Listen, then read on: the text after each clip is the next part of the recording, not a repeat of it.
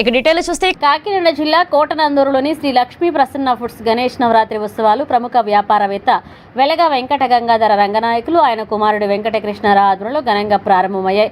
గత 20 ఏళ్లుగా బంధువులు, కార్మికులు, శ్రేయోభిలాషులతో కలిసి ఉత్సవాలు నిర్వహిస్తున్నామన్నారు.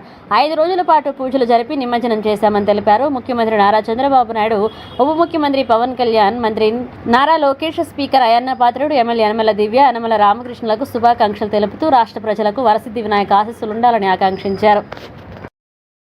అందరికీ నమస్కారం. ఈరోజు వరసిద్ధి వినాయకుడు చతుర్థి. వరసిద్ధి వినాయకుడు అంటే అందరికీ కూడా కోరిన కోరికలు తీర్చే, వరాలు ఇచ్చే ఆది దేవుడు మన గణపతి.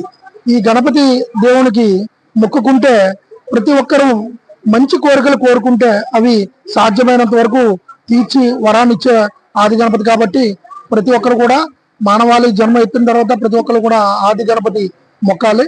అలాగే ఈరోజు వినాయక చవితి కాబట్టి ఈరోజు మా ఫ్యాక్టరీలో వినాయకుడు ప్రతిమతో పూజ చేసి అందరికీ కూడా గోత్రనామాలతో పూజ చేయడం జరిగింది.